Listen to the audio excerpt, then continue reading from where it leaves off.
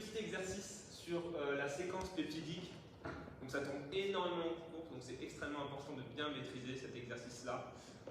Donc c'est pour ça qu'on a fait une petite vidéo en espérant que là vraiment le principe c'est essayer de bien comprendre les étapes, de suivre les étapes et après vous les appliquer vraiment sur tous les exercices types et normalement vous allez pouvoir répondre aux questions. Donc on nous dit dans l'énoncé on possède un heptapeptide dont l'hydrolyse révèle ces acides aminés, donc VPAKED. Donc on va avoir donc le V pour la valine, P proline, A alanine, K la lysine, attention. Le E c'est l'acide glutamique et le D l'acide aspartique. Donc là on nous dit déjà, il faut noter déjà un truc bizarre, c'est que là on note qu'il y a 6 acides aminés là. On va faire ça, hop là comme ça. Là on en a 6, on va faire par 3. Et on nous parle d'un heptapeptide. Donc hepta c'est 7. Donc, comme on l'a vu précédemment, l'hydrolyse acide veut dire donc qu'il y a une dégradation d'un acide aminé. Et l'acide aminé qui est dégradé lors des hydrolyses, c'est donc le tryptophane. Donc c'est un acide aminé aromatique et qui a pour lettre le W. On va faire là, hop. Donc W, tryptophane. Donc là en fait, dans tous les acides aminés, on va avoir donc ces acides aminés qui vont sortir, qui vont se révéler. Et il faut déduire qu'en fait, il y a le tryptophane en plus. Souvent, c'est toujours le tryptophane qui sort. Donc, ensuite, seconde étape, donc, on nous dit que le DNAB libère l'acide aspartique. Donc, l'acide aspartique, on nous a dit, c'est, donc on va faire un acide, donc l'acide, on va faire en rouge. L'acide aspartique, c'est le D. Hop. Donc, le DNAB, ce qu'il va faire, c'est qu'il va prendre donc, le peptide au niveau de N-ter. Donc là déjà, vous notez sur votre petite copie, vous notez donc D, et le plus simple en fait c'est de faire des trous avec tous les acides aminés qu'ils vont avoir après, comme ça c'est plus simple. Donc là on a 1, 2, 3, 4, 5, 6, 7. Donc en faisant comme ça, et on va être différentes étapes, vous faites comme ça avec les différentes lignes, et c'est parfait, ça va rouler tout seul. Ensuite, on nous dit la carboxypeptidase B n'agit pas. Alors, qu'est-ce que la carboxypeptidase? Carboxypeptidase, c'est une exonucléase comme le DNAB, sauf que elle, c'est carboxypeptidase, donc elle va couper en C-ter, elle va prendre le dernier peptide donc de la chaîne, elle va prendre celui-là et il va le sortir. Et ensuite il va être révélé. On nous dit la B n'agit pas. Donc la B, il faut savoir qu'elle va marcher pour les acides aminés donc basiques. On va donc avoir la lysine et on va avoir l'arginine. C'est les deux acides aminés que va prendre la carboxypeptidase B. Donc là, du coup, on n'a rien à noter. On peut donc garder notre petite ligne. OK. 1, 2, 3, 4, 5, 6, 7. En sachant du coup que ça ne peut pas être K. En fait, on va vraiment par élimination. OK. On nous dit par contre, phrase suivante, carboxypeptidase A libère la valine. Là, du coup, on va prendre la valine. Donc là, on va pouvoir continuer à remplir ce tableau. On va voir. Et 1, 2, 3, 5, 6, 7. Je vais de plus en plus loin. Hop. Et donc là, on va pouvoir marquer la valine. Donc ça fait D, acide aminé, acide aminé, acide aminé, acide aminé, valine. Ensuite, on nous dit la chymotrypsine coupe l'heptapeptide en 2 peptides. On va noter donc P1 et P2, composés chacun de 4 et 3 acides aminés. Ce qui est logique, parce qu'on a dit c'est un heptapeptide. Logique. On nous dit le DNAB libère, et en ce compte-là, il faut bien savoir que du coup, il faut couper en 2. 1, 2, 3, 4. Et 1, 2, 3.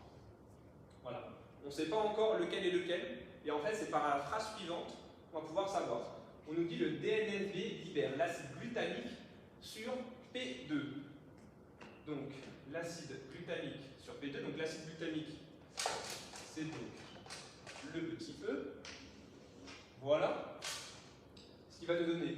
Donc, alors, il faut savoir, donc, j'ai oublié, la chymotrypsine, elle coupe après un tryptophane. Et elle coupe derrière un acide aminé aromatique, sauf quelques exceptions, notamment lorsqu'il y a la proline, elle ne va pas couper. Et sans doute peut-être un autre acide aminé que je n'ai pas en tête. Mais donc, en gros, il faut savoir donc, que soit il y a un tryptophane de ce côté-là, soit de ce côté-là. C'est pas dans l'ordre que j'ai mis, ça peut être les 3 devant ou les 3 derrière. Donc, il faut savoir que là, sur la fin, il va y avoir un tryptophane. Mais là, on ne sait pas où. Et là, on nous dit DNNB libère l'acide glutamique de P2. Donc, P2 est donc noté. Donc, on va avoir clac, on va avoir D, tac, tac, tryptophane. Et on va donc avoir l'acide glutamique, le E ou V. Voilà, pour la valine. Là, normalement, en suivant les étapes, vous arrivez donc à cette étape-là. Donc, on a bien le tryptophane qui va couper, la chymotrypsine qui va couper donc, le peptide en deux, avec donc le tryptophane qui va arriver là. Et donc ensuite, le DNLB de P2, on nous dit qui est l'acide glutamique, donc qui va être noté là. Ensuite, donc là, on va noter, on a la valine qu'on a fait, là on l'a fait, ça on l'a fait. Il nous reste donc 3 acides aminés. Donc là, ces 3 acides aminés, ils peuvent être notés partout. Donc là, on va donc avoir besoin de la dernière phrase, qui est la trypsine n'agit pas. Alors la trypsine, qu'est-ce qu'elle fait? Elle va couper derrière un acide aminé basique, donc que ce soit R ou K. Sauf, dans l'exception, lorsqu'il y a la proline. La proline, c'est un acide aminé qui est extrêmement rigide et qui va donc empêcher cette cassure de la trypsine. Donc, là on remarque, on va avoir un acide aminé basique, qui est la lysine. Donc si, en fait, la trypsine ne peut pas couper après le K, c'est parce que il y a en fait une proline derrière. Donc là, on sait qu'il va y avoir donc la séquence K, P qui vont être vraiment à la suite. Et donc là, tout de suite, ça devient beaucoup plus simple. On sait que là, il nous manque 2 espaces pour le péptide numéro 1. Donc là, la séquence finale, elle se trouve assez facilement. Donc on a D, ensuite on a K, P, on a W, E, et donc il nous reste donc l'alanine, le A, et il nous reste donc la valine en dernier. Voilà, donc là il faut vraiment savoir répondre à ce type d'exercice et savoir vraiment trouver la bonne séquence. Ok, donc là dans ce type d'exercice, il peut y avoir donc des questions bonus ou des questions en lien avec la charge. Donc là, on a fait une petite question bonus bien spécifique pour donc savoir quelle est la charge de ce peptide à donc pH physiologique. Qu'est-ce que le pH physiologique? C'est le pH donc du corps humain et il est important de le savoir, c'est 7,4. Donc je note, hop là, 7,4.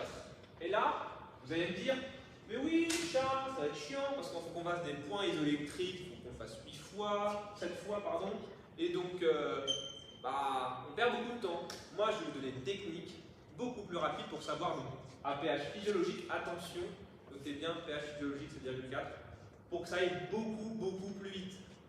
Donc là, il faut savoir, on a dit, il y a 5 acides aminés qui sont chargés à pH physiologique.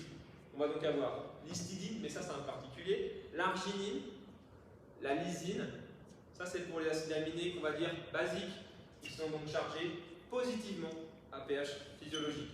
Ensuite on va avoir les acides aminés donc acides, on va donc avoir l'acide glutamique et l'acide aspartique. D'accord? Et donc, lorsque vous avez une séquence comme ça en face de vous, il faut trouver les acides aminés qui sont donc chargés à pH physiologique. Là, on remarque qu'il y a donc la lysine.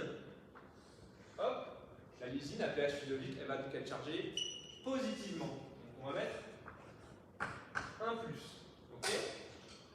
Et ensuite, on va trouver 2 acides aminés, acides chargés donc négativement. On se souvient, le COOH devient COO. Donc, hop, l'acide aspartique et l'acide glutamique. Et donc, de ce fait, on va avoir 2 moins et 2 plus. Et donc là, c'est facile. C'est comme quand on fait le bilan des charges dans le point hydroélectrique. On additionne. Et donc, 2 moins plus 1 plus, ça fait donc, ça fait donc 1 remercie d'avoir écouté. J'espère que la vidéo vous a plu. Si vous avez des questions, il faut aller sur le forum et nous, on sera là pour y répondre. Je vous remercie.